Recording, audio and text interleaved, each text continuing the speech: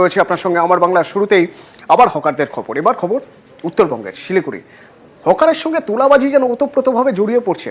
দেখুন, হকার বসাতে তোলা, হকার তুলতে তোলা, আবার নাকি হকারের সার্ভের জন্য যে ফর্ম বিলি হচ্ছে সেখানেও তোলা, এরকমই তো অভিযোগ উঠছে। এই ফর্ম কাদের দেওয়া হবে, কিভাবে দেওয়া হবে, তার বদলেও টাকা নেওয়া হচ্ছে। শুনুন অভিযোগ, শুনুন।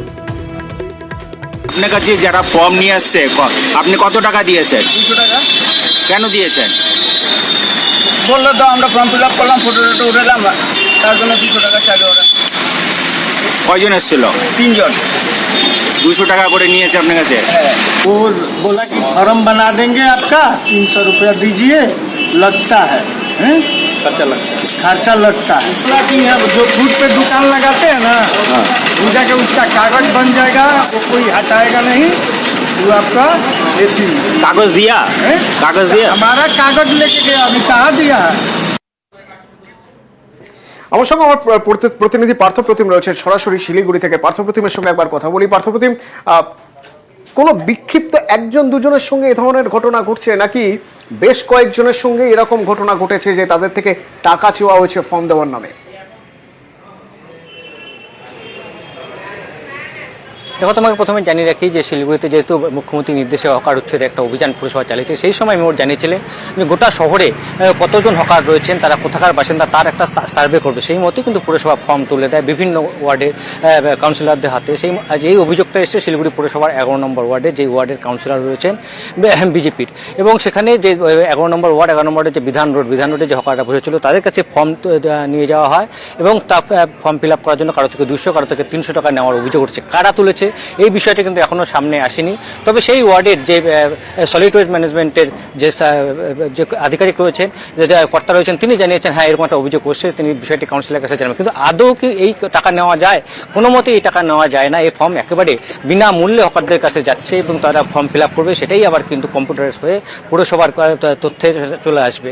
তাহলে কারা এর সঙ্গে জড়িত? সেই সংশ্লিষ্ট কাউন্সিলর, নাকি তা অন্য কোনো পুরসভার কোনো আধিকারিকের সঙ্গে জড়িত? সেই বিষয়ে কিন্তু ইতিমধ্যে আমাদের থেকে খবরটি জানার পরে কিন্তু তদন্ত করে দেখবেন বলে জানিয়েছেন ডেপুটি মেয়র রঞ্জন সরকার। তিনি সাফ জানিয়েছেন এই রকমভাবে টাকা তোলার কোনো রকম প্রভিশন নেই। এই ফর্ম একেবারে বিনামূল্যে হকারদের কাছে নেই। তো এই কিছু নয়, এটা তো প্রমাণিত সত্য যে এই ধরনের ফর্ম তোলার জন্য, ফর্ম নেওয়ার জন্য টাকা তোলার কোনো জায়গা নেই পার্থপ্রতিম। কিন্তু খতিয়ে দেখতে হবে কারা এই ঘটনা ঘটাচ্ছে এবং কারা এর সঙ্গে জড়িত। নিশ্চয়ই বড় কেউ জড়িত, তা না হলে এইভাবে সিন্ডিকেট করে কিভাবে টাকা তোলা যায়। টাকা যে তোলা হচ্ছে, সুপারভাইজার তিনিও কিন্তু মানছেন।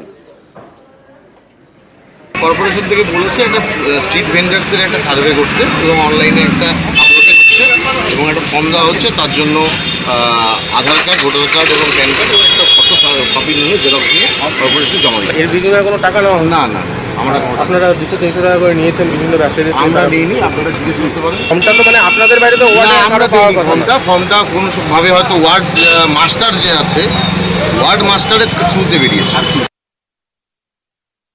একটি পয়সাও কাউকে দেবেন না, কোনো দালাল এখানে চক্র চলবে না।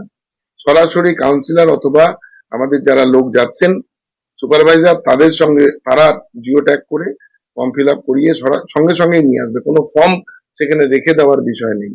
সুতরাং এই ধরনের যে বিভ্রান্তিমূলক কথাবার্তা আসছে, এটা আমরা খবরও নিচ্ছি, কিন্তু এই ধরনের ঘটনা হওয়ার কথা নয়। যারা পরীক্ষা দিয়েছেন নিটে কি হবে তাদের অত্যন্ত গুরুত্বপূর্ণ শুনানি ছিল আজ